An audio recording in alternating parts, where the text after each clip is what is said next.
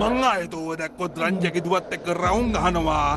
මන්තෝගේ කටට වෙඩි තියෙනවා. රංජගේ පුකෙන් උණ්ඩ එළියට එන්න.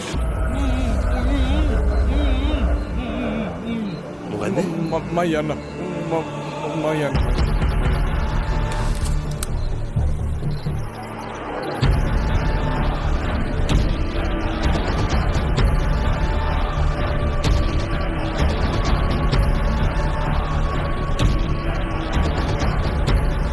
ඒකෙන් උණ්ඩ යනවද? ගූ යනවද? පඩ යනවද? බඩ යනවද? මිසයිල යනවද?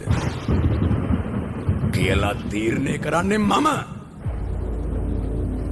මමයි මගේ පුකෙන් තටමන්නේ.